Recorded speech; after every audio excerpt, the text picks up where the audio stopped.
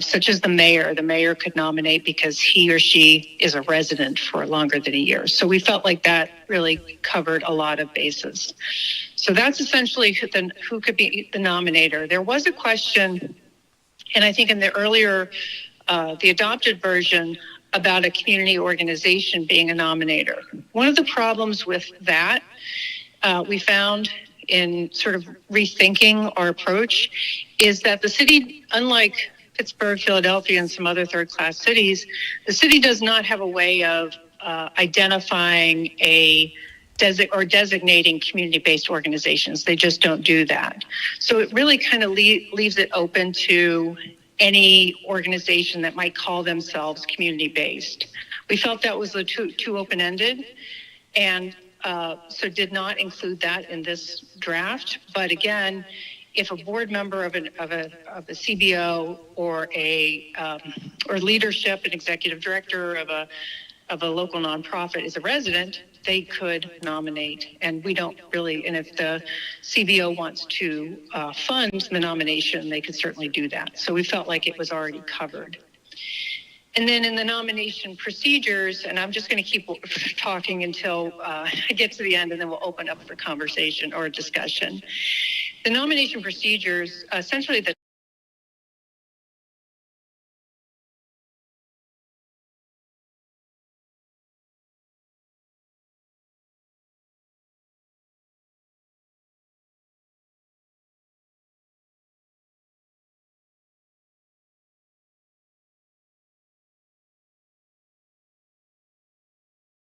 the historic preservation planner. The preservation planner has 15 business days, so essentially 3 weeks to decide if the application, review it, and decide if the application is complete. If the application is complete, the application then would flow to the HRC as a complete application. So this should be in its pretty final form for the HRC to review whether or not it meets your criteria for designation. At that time, you have 30 days to host a public meeting. You would also inform and notify either the owner of record if it's a single resource, or if it's a district, by posting in conspicuous places that the meeting was going to be held, and to request that the owner or the people who live in the district to come to the public meeting and provide comment. This isn't a public hearing, it's just a public meeting. They provide comment and feedback to the HRC. You would then make your decision on whether or not you believe that this warrants an historic preservation overlay. You make your report to the Planning Commission, because this is essentially a rezoning of the property. Even though it's an overlay, it's still an amendment to the zoning map, so it's considered a rezoning. So the Planning Commission would receive your report. Within 30 days of receiving the report, they send their own report to City Council. And then once City Council receives it, City Council either decides to move forward with the designation, and if so, a public hearing would have to be held.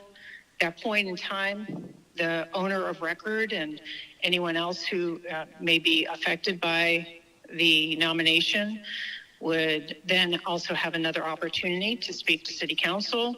They would also have an opportunity to speak during Planning Commission's consideration. So it is quite lengthy. There's a lot of days involved. It gives you hopefully a lot of time in between different steps, so you can take some time to consider it. But again, we really wanted to take some pressure off the preservation planner in receiving these nominations, give them some authority to determine if they're complete before sending them on to the HRC. And then in the certificate of appropriateness, and then I'll kind of end it here, we really wanted to help clarify what constitutes a certificate of appropriateness review. And it is pretty much everything needs to be reviewed, but how it's reviewed. If it's a minor alteration, And you can define that. We really wanted to give you some latitude to make that definition or define that more precisely in the application for the COA and the guidance for the COA, and not necessarily make it so prescriptive within the ordinance. So we've written the definition in fairly broadly for both minor and major, so you can make those determinations within an application that you can review and revise pretty easily and not have to go through another ordinance amendment. So a certificate of appropriateness for any demolition, any new construction, either as a principal building or as an accessory building or structure, and then any exterior alteration, period. Now, within exterior alteration, that includes major or minor. Minor is reviewed administratively, and then what we'll do is we'll make that a little bit more specific, what that means in your application for certificate of occupancy. And then major, again, same thing, would require HRC review, same as new construction or demolition and approval. And we would make, again, that determination beyond new construction and demolition. We would make that a little more specific in your application rather than doing it in the ordinance. And then I know Jackie had submitted or given you a memo that highlights some of the outstanding questions, and I just want to point out there were 3 that had received quite a bit of discussion, either with Heather before she left, with Jackie, of course, and then between Matthew and Bill as we were developing this ordinance. And one of them was who is eligible to nominate. There was a discussion that it should have to have a property owner's support letter in order to move forward as a complete nomination. So either if it's not the owner of record, then you have to have the owner's support. That is not something that is recommended because for a number of reasons, but primarily the power for a municipal government to zone, because this is the zoning of a property, is in their police power, and they can do that.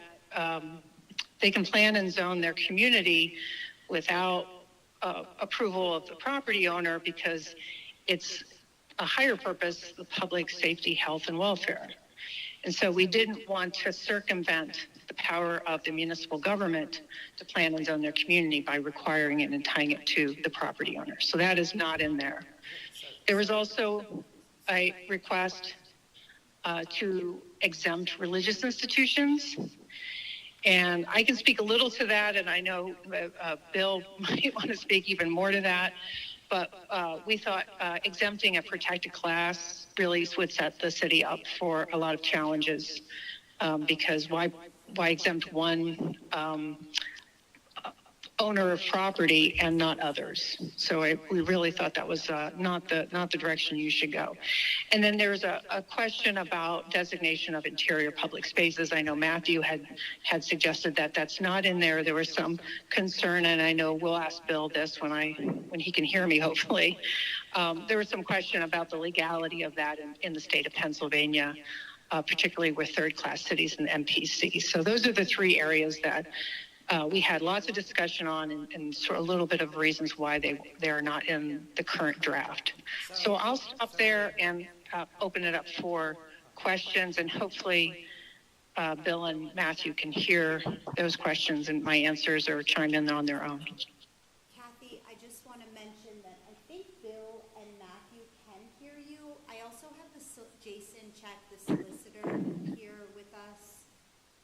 So this discussion includes Jason, and he's been part of some of these processes. So. Okay, sounds good. I'm glad they can hear me.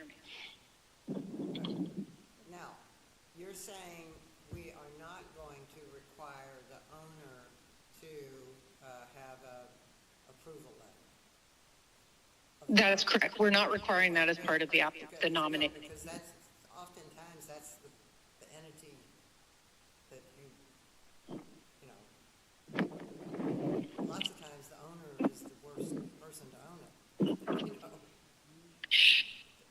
That's, building's best interest in at heart. Okay, thank you.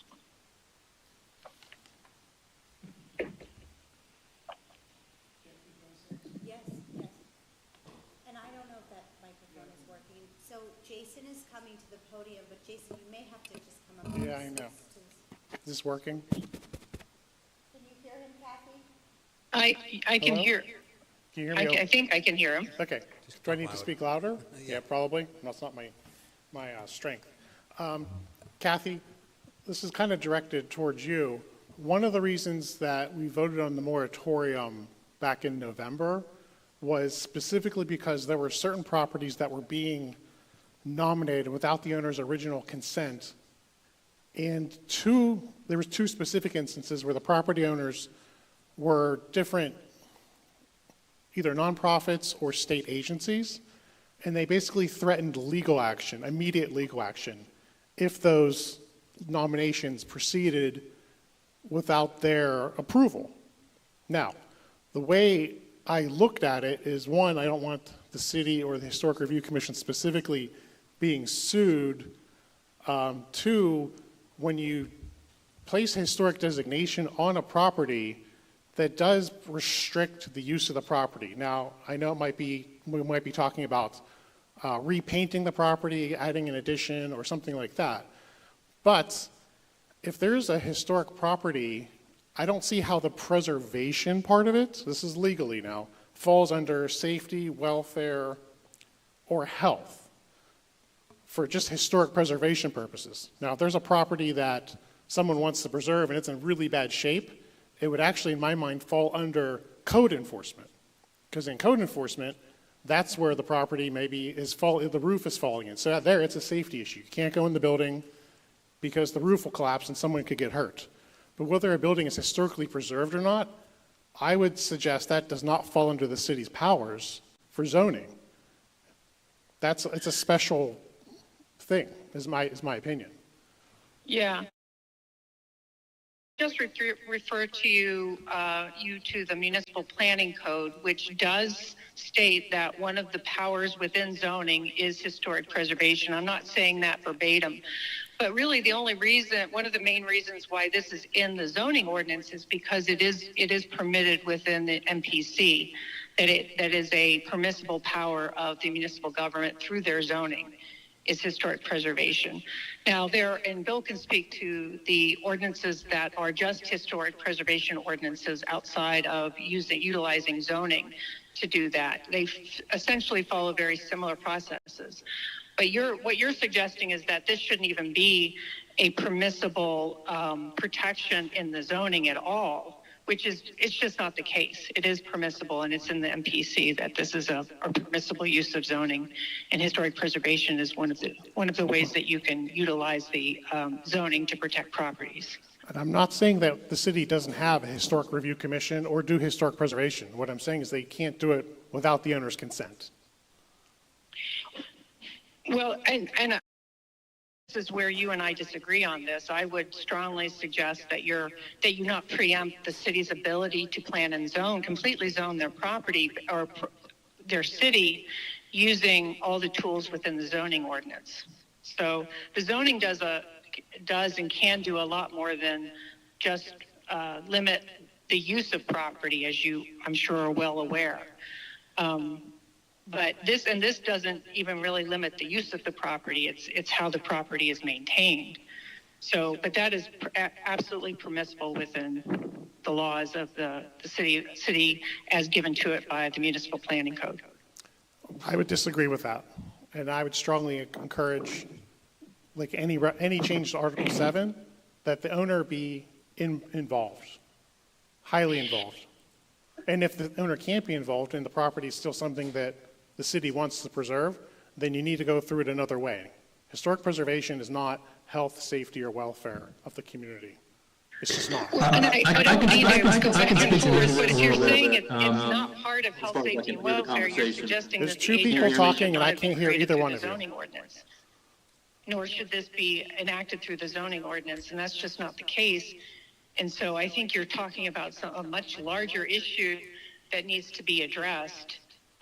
You would not, I would hope, preempt the city's ability to zone any property without property owner's consent, or if the property owner is requesting a zoning amendment or a rezoning, many times this city has denied that rezoning. So even in the instance where the property owner is requesting something and has been denied, that is certainly within the power of city council. And we wouldn't want you to preempt their ability to do that. I know Bill is trying to speak, so. No, I'm not preempting that. If somebody wants to come in front of the zoning board with their own property, and they're like, hey, I'd like to rezone this, then that's something up to the zoning board.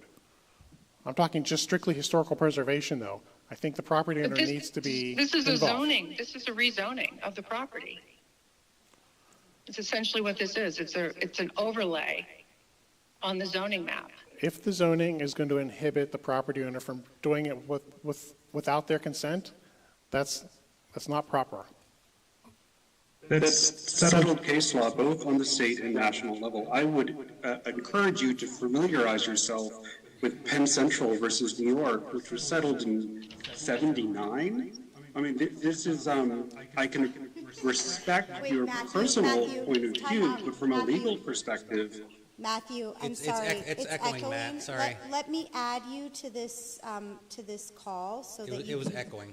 so you can speak through the telephone because we can't hear you. Hold on.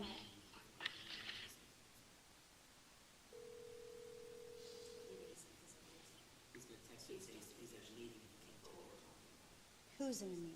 Hello. Matthew, can you hear me? I can't accept now you're echoing. So So you need to probably drop your drop Zoom for a moment. let me see Or what I can do. he's muted already. On his- Right. So I trust you can hear me. Just to reiterate what I said before, this is settled case law, and this has been settled since the 1970s. I would absolutely implore you to look up the case for with Penn Central versus New York, which settled it on a national level, and encourage you to review Pennsylvania's Constitution, which establishes historic preservation as a right, and municipalities' right to enforce that. I can absolutely appreciate your personal perspective, but speaking exclusively from a legal perspective, this is absolutely settled. There is no room for discussion. What year is your case? What year is the Penn Central case? Oh, what year? You cited the Penn Central case. What year was that from? I'm at a disadvantage here because I can no longer hear what you are saying. What year, Jason is asking what year is the Penn Central case from? 1979, I believe? 79, 78? I'll look up the case, but just because the Supreme Court says you can do something, if that case wasn't appealed from Pennsylvania, because Penn Central, was that in New York? Yes, Penn Central is in New York. Right, so if,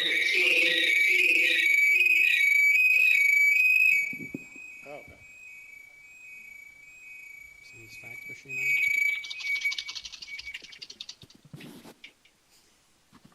Can anybody hear me? Okay, wait, let me get him on. You can hear me? Hold on 1 second. I can hear you. Okay. Do I get a medal for this? Seriously. 412.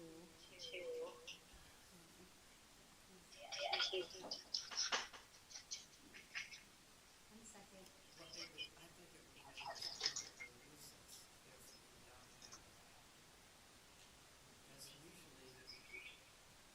We can't all. Can you hear me yet?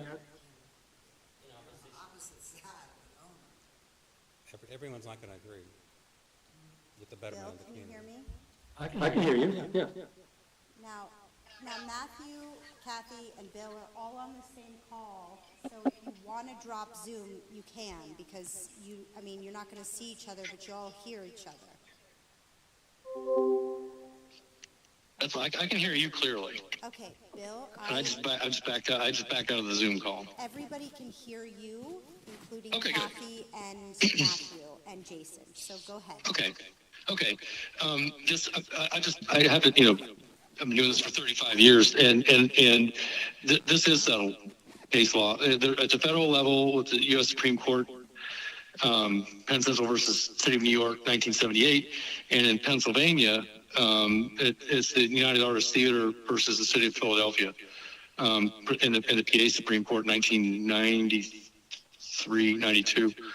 And further, the municipalities planning code doesn't actually requires municipalities to zone for historic resources. I mean, it's actually in the MPC. Cities choose to do that in various ways, but one of the ways that they are enabled by the MPC to do it is through zoning. So this is, I guess, I don't know how else to say this, but this is settled case law. That doesn't mean people can't sue. Of course they can. The question becomes, however, actually winning the suit, and this is, again, it's settled. I mean, this is part of settled case law and preservation circles for really, frankly, decades now. The city of Pittsburgh, for example, in their zoning ordinance, it's been around since 1971, and there have been legal challenges to it for a variety of reasons. City of Chicago recently went through a major lawsuit, and they won. Pittsburgh's ordinance and Chicago's are very similar. Erie's, this ordinance, as it's been amended now, is very similar to Pittsburgh's. The question becomes more of how to administer a zoning ordinance and not whether or not zoning, frankly, as it's allowed by the MPC, is legal.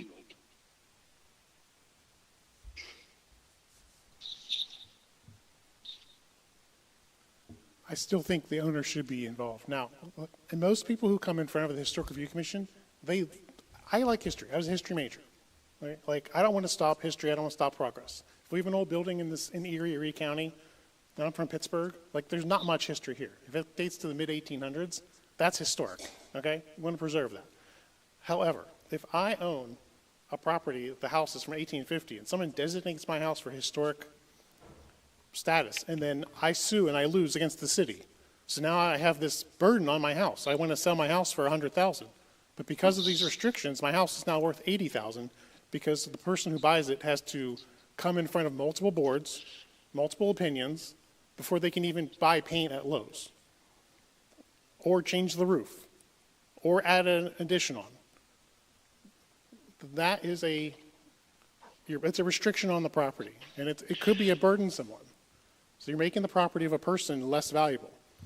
That's why I really encourage both the U.S. and PA Supreme Courts. That was exactly the basis of the suits, was that this was an illegal taking, and in both cases that was determined not to be the case. And in fact, I mean, this is a completely different issue, but there have been study after study over the decades that actually historic designation improves the value of a property over time.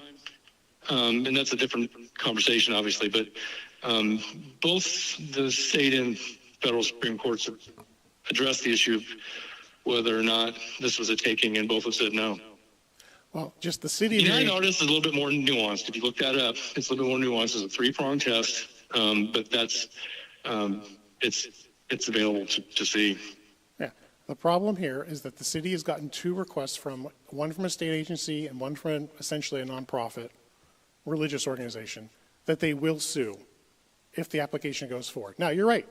You would hope that we could fight it all the way up to the U.S. Supreme Court, and we'll spend hundreds of thousands of dollars on legal fees and taxpayer money. We'll foot the bill for that. But courts change their mind. I think the easiest way to make sure you protect taxpayer money and get what you want is to have the owner involved. And if the owner says, we really don't want our property to be designated historic, then don't do it. I understand what you're saying, but that's a policy question. It's not a legal question. But it could be policies derived from the ordinance. You guys interpret the ordinance and the application and all the documents through that. It's all part of one process. Because the board here is going to change over the next 10, 20, 30 years. The rules are hopefully setting up for the future. The mission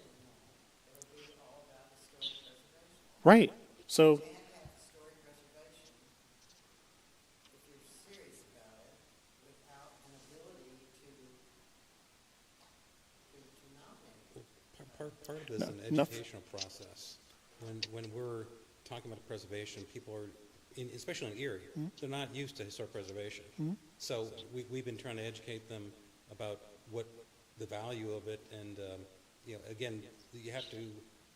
Some people may not agree to everything, but the idea is to have the majority of people, and especially the city, benefit from it, which the benefits outweigh these small little inconveniences of going to get your paint approved.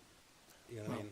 So I could speak to that easily, but my thought is it's an educational process that we're all trying to provide, and it's tough for the city of Erie because a lot of these groups and agencies aren't used to this. No, and I'm not saying they're at fault at it at all. Because no, and I like the idea about who can nominate. I'm not saying people can't nominate a property. What I'm saying is that when you get to a certain point, if the property owner says, no, like I'm not changing my mind, that kind of situation. Not like you can always educate them. I'm always a fan of education. Or picking a property who a person said no last year, contacting them a year later saying, hey, remember when we contacted you? We still think your house would be great for historic preservation. You've had a chance to think about it or percolate it. That's what I'm saying.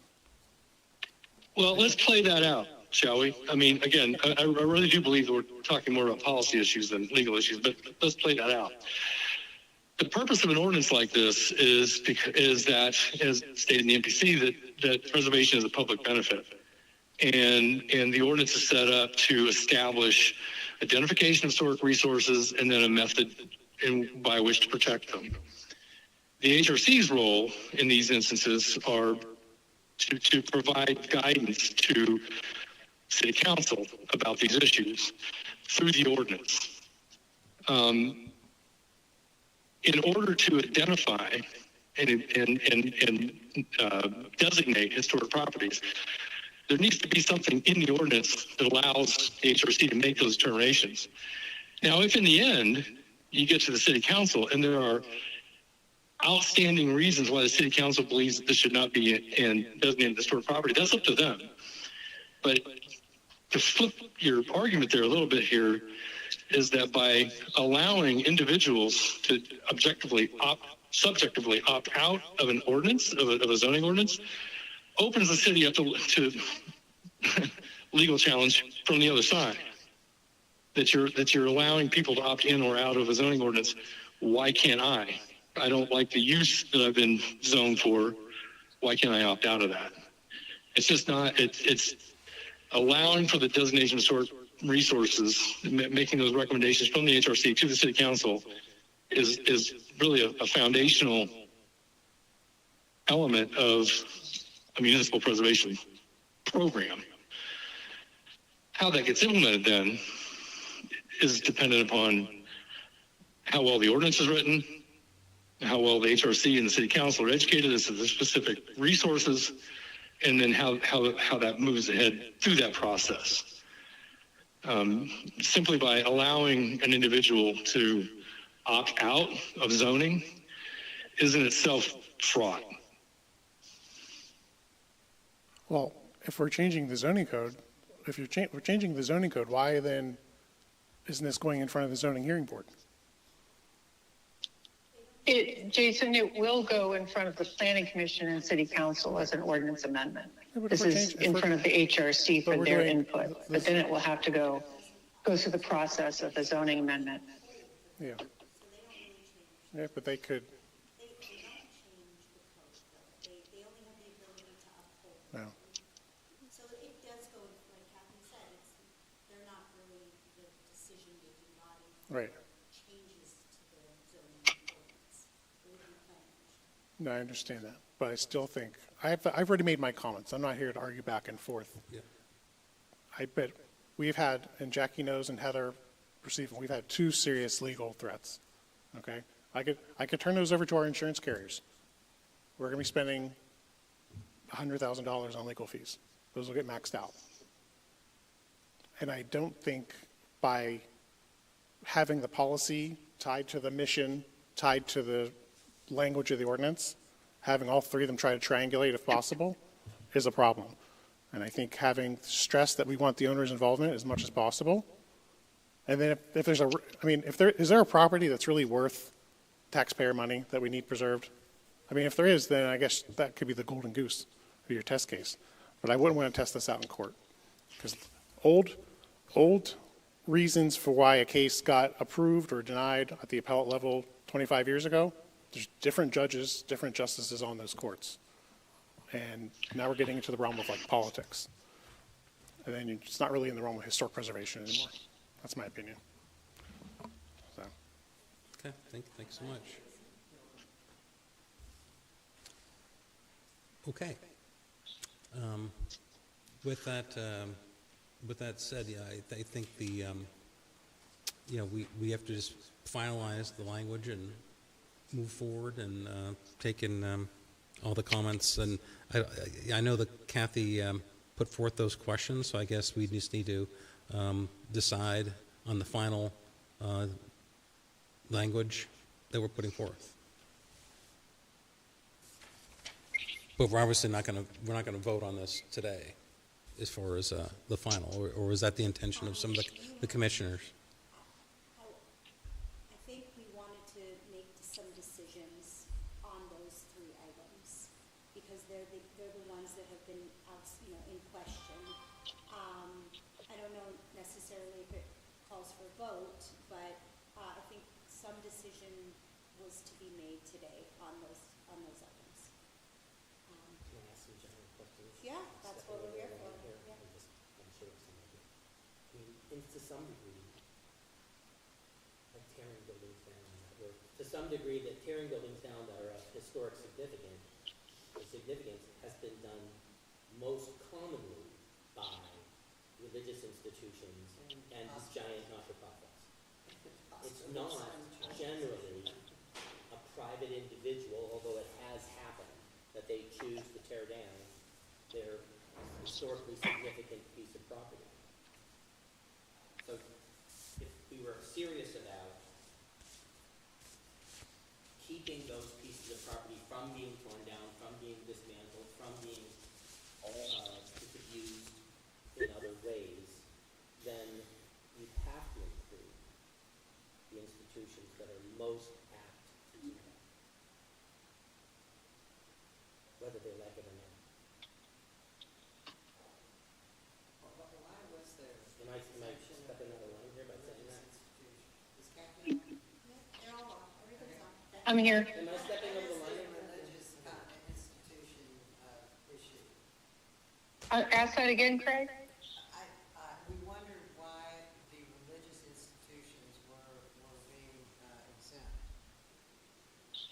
Well, they're not. It was a question that had been posed.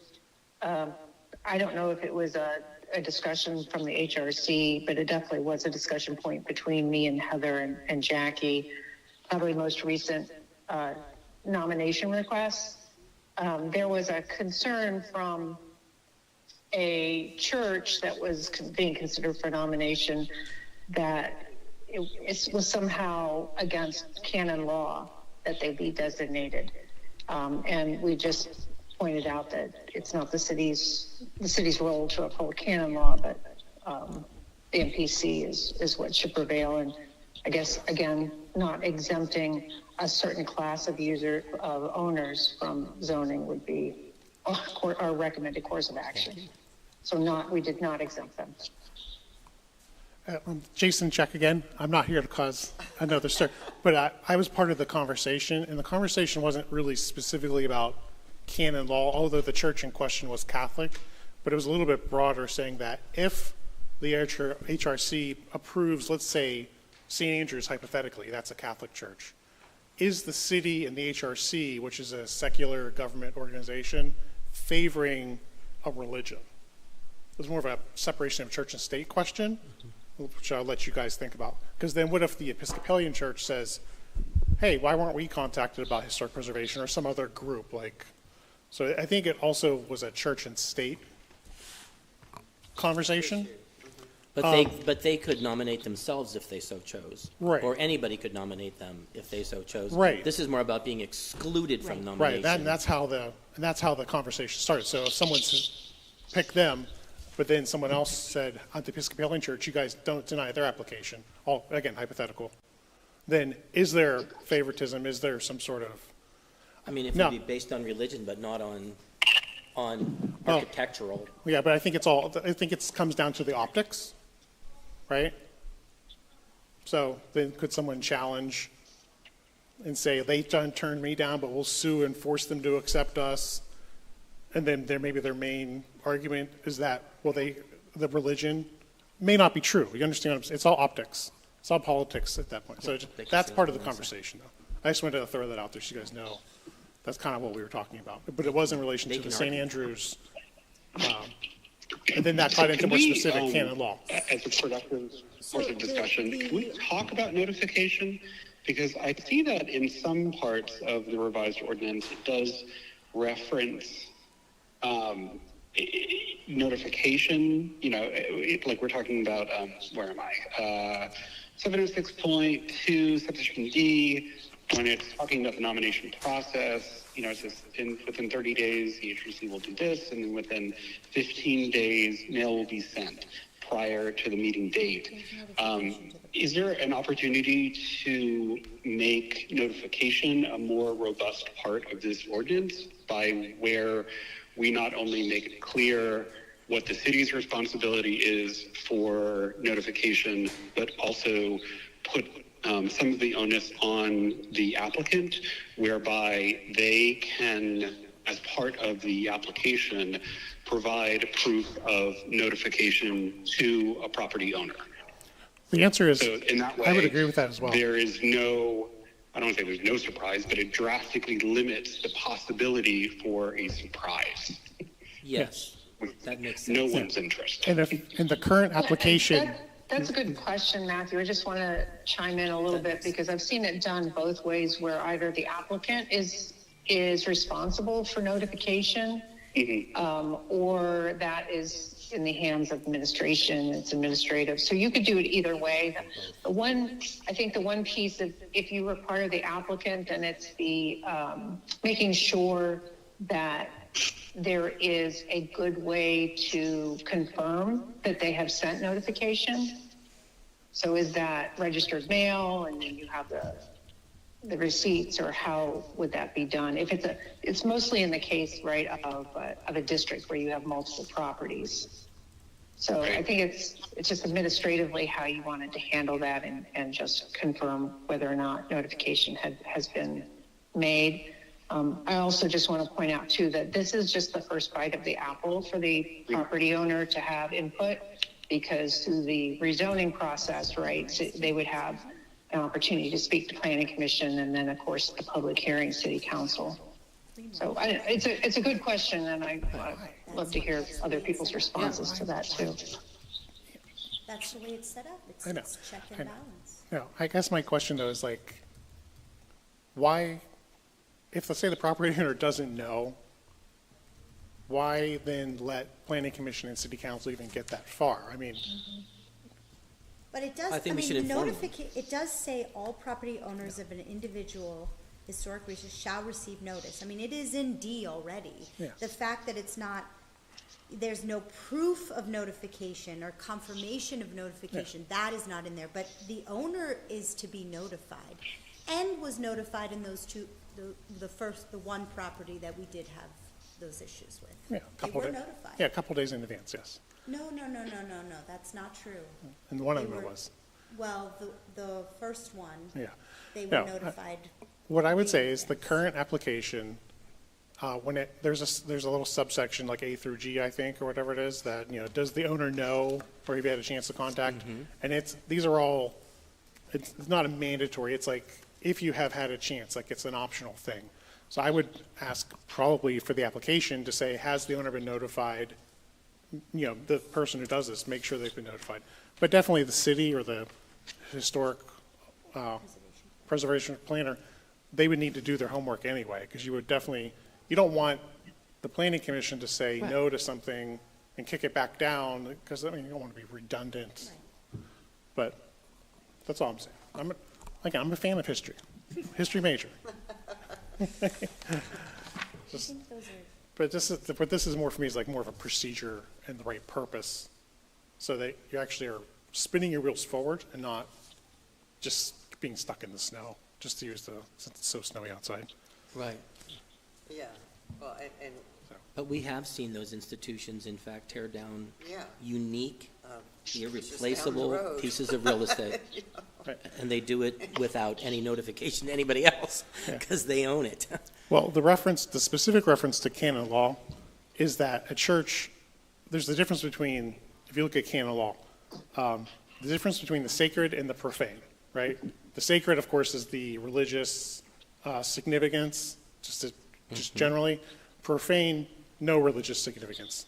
So once a church has been desanctified, essentially they go from sacred to profane, that building probably could be up for sale. So if you have a historic property, like especially if it's the Catholic Church organization, they probably will be willing to sell a profane building, but not a sacred building, if that makes sense, to whoever wants to make it historic property.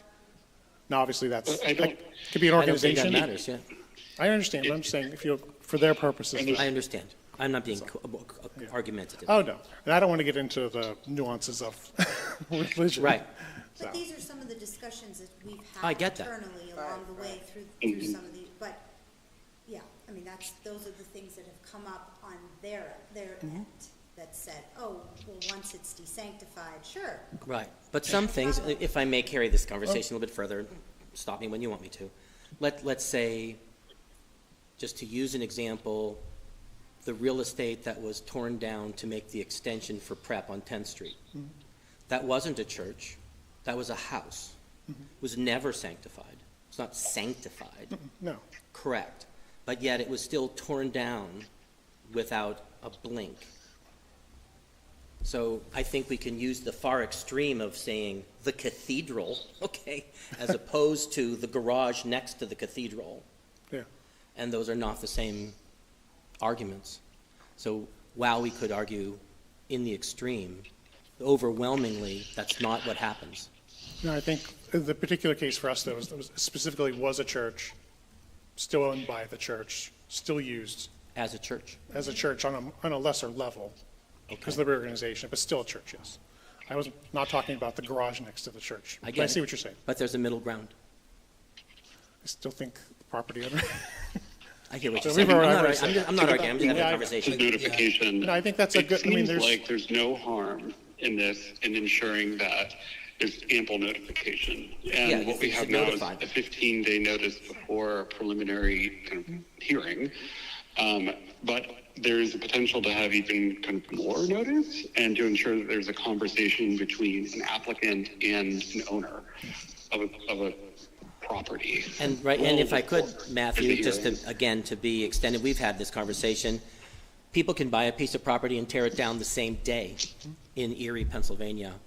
How about the fact that there could be changes in ordinances, that there's a yin and a yang, that they have to create notification if they're going to tear down a piece of real estate that is such and such a year old, and that they can't automatically do so. And that's a give and take. It's a good suggestion, but well outside of our purview. I I get know it. the city Just- does have a demolition Within permit the that is context needed here, I under the think that we have ordinance. an opportunity to So- ensure One that day. people are. Yeah, but I mean, it's something. That could be something you propose to city neighbors, council, though. To one another and as part of your talking ongoing about work in something kind of education. before it lands itself at our feet as a government agency. I would very much kind of advocate for the including language into the ordinance here that puts some responsibility on an applicant to ensure that either by, I think your suggestion, Kathy, about registered mail, that seems like excellent kind of proof of that conversation initiating kind of before it Yes. lands at our doorstep. So we would add in as part of the nomination application, right, that there be proof through registered mail, certified mail of some sort, That they've been that the notified. property owner has been at least notified. And then they would also get re-notified by the city of when the HRC will be meeting to discuss the nomination. That sound like an appropriate approach, Matthew, that meets your concerns? Yeah, I think that the more that we can clarify sort of notice in advance, the better off we are. And that sounds like a really good addition. Now, we could be here all day, so do we want to finalize our discussion here Well, with these items? yes, Because that was number one. That was And I number think we agree that there's going to be notification and proof of notification, Yes. but we're not looking for permission. So I think That's right. we all agreeing with that. Is that Yes. what the Yes. HRC agrees upon? I've agreed with everything Okay. we've said. Then the religious, is there any question about the religious discussion? No, everyone's nodding their head in the same direction. Doesn't matter. And the last item is the designation of public Oh, the interiors interior. of building. That's a good question. I mean, we So never I'm going to discussed. turn that over. Hopefully Matthew and Bill can take that. Matthew had made that suggestion that that be a role or responsibility of HRC. And I know Bill had some questions about the legality of that in Pennsylvania. So I'll turn that further discussion or questions over to them. Yeah, I'll just right off the bat. Let me say my questions about legality were that not necessarily through the MPC, but that the more commonly understood Historic District Act does not allow for interior designation. I am not aware of a zoning ordinance in PA that does specifically call out interior designations. And that really is the extent of my comments on the legality of designating interior spaces. My question comes out of, so it's been placed in Philadelphia, and it has been for quite some time. And I know that I think the number of interior spaces that they've designated is really quite small, 3 to 4 spaces, I think.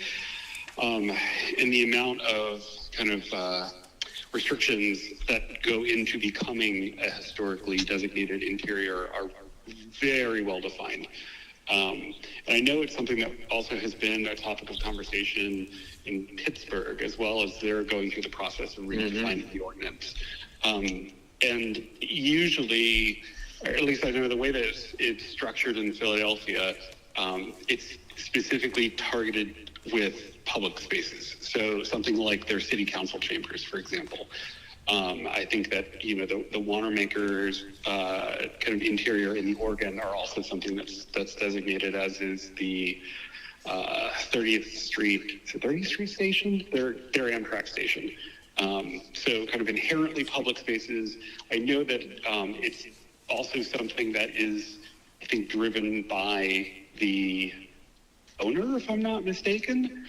But being as how they are public entities that usually own the space, that those entities generally use it as a way to ensure that that historic space has some kind of historic review and process if there's ever an opportunity for renovations.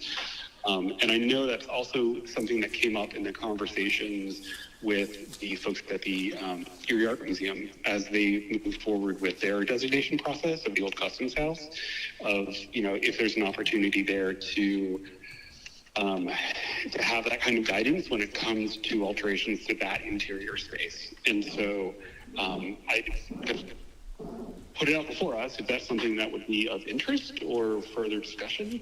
I'm not sure. Any commissioners have any comments on the interiors portion? I don't think we've ever discussed that before, but I could see Matthew's point of view. About the exterior. Yeah. There are buildings that are unique, that have been practically gutted on the inside, and they left Public the buildings. outside. Yeah. Yeah, sure. I mean, where restaurants were installed and hood systems were put in, and, you know, fire suppression systems were cut through floors and up through roofs, and, you know, as a result of, in a uniquely historic real estate in the city of Erie, because there was no interior protection. If that's the direction we want to go, but I know that's really a huge can of worms. So there was a suggestion. I'll just add, I'm sorry. So Kathy or Matthew, was a suggestion? I just wanted to add to some of the concerns that I had with adding additional responsibility onto the preservation planner at this point in time. was probably one of my bigger concerns, is that there's a lot that the planner has to prop up and do, and enforcement will eventually become part of his or her role. And then I thought that maybe just get the basics in place first, and then as the program continues to build and become successful, then look at adding on additional areas for preservation could be done at a later time. It's just really my only biggest concern was the administration enforcement of it at this time. Seems like a pretty prudent concern. Yes. And maybe we need to revisit the interior space later. I agree with that. It's a really complicated thing. It is, and I'm wondering if there's an opportunity for an educational session for us as commissioners in the future, where we are, I would love that. Perhaps able to talk to a city planner or historic preservation planner within the city of Philadelphia who can share with us some best practices and, their kind of day-to-day with it. And we can become better informed on the issue as we move forward before any kind of decision or suggestion is made. Okay. So that sounds good. Let's go in that direction. Yeah. I think that was the last question. Okay. Do we want to move on? And I think we got our answers to Yes. those questions. Kathy, you have everything that you need from us, from the commissioners? I do, yes, thank you. Okay, thank Okay. you. Let's move on to the next item here. Thank you. If you guys want to drop off, that's fine, or do you want to stay on? I have another meeting I'll get to. Oh, go ahead. Yeah, I'm sorry, I was just gonna say, if our conversation about the ordinance is complete, if you don't mind, I'll drop off, and I'll just, next time we have the conversation, I'll try to get up there.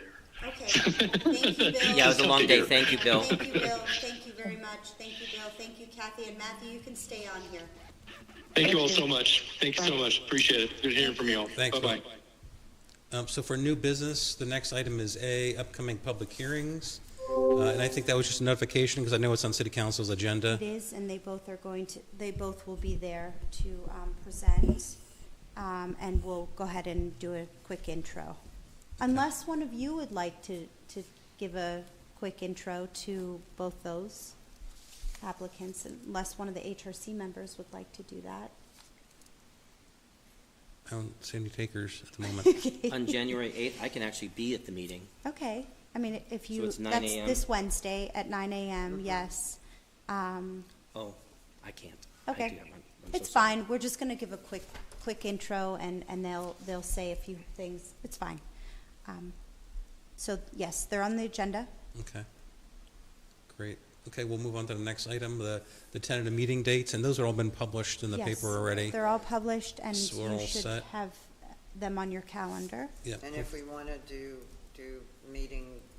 work meetings, we just would talk about it at. Study session or something, we Yeah. would need to publish Right. that. Yes. Yeah. Okay. Yeah. Okay. That was B. C, set time, date, format for HRC work plan review and 2025 goals, meeting discussion. Given our discussion today, I think, I don't know if we're ready to talk about that now, unless anyone has any items they want to contribute right now to, the upcoming goals or I was work going to plans. mention that maybe for the next meeting, we can pull out some of the things again from the historic preservation plan and just keep that in front of the commissioners for the time, for this transition in the interim.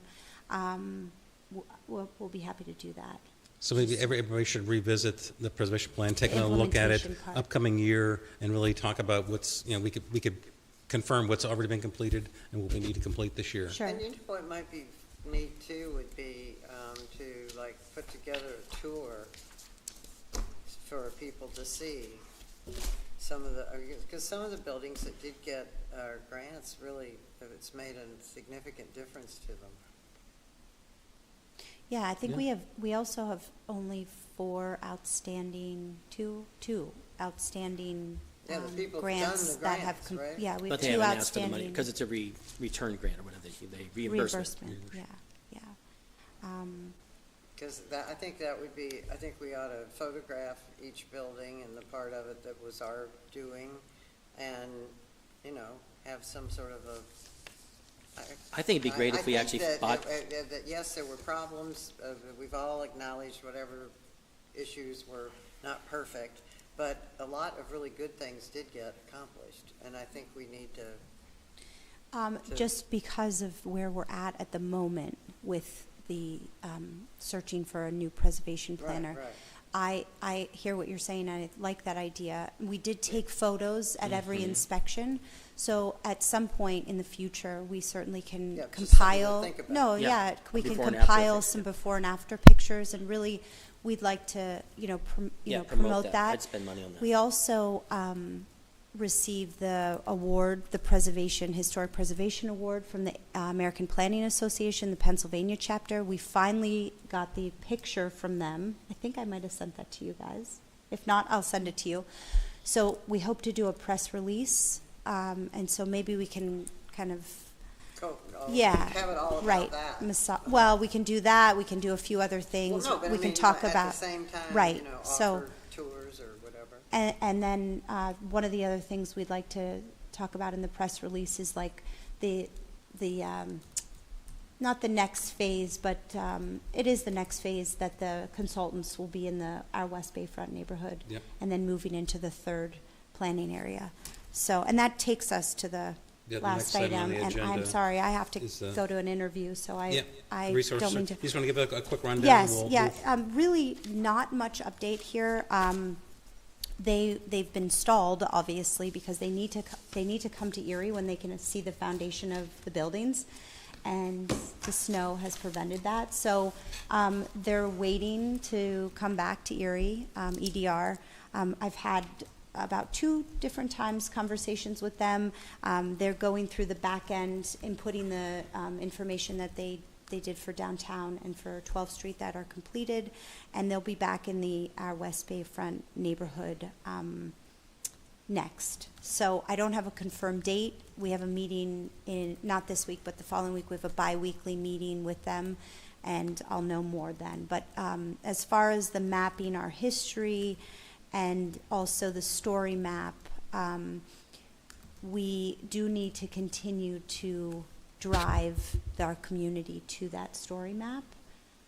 So at this moment, I haven't exactly thought through how to further that. I know that there's been some discussion about using the commissioners a little bit more in terms of, to spread the word and get the community to participate in that. But I think we may rely a little heavier on the commissioners at this moment through the interim.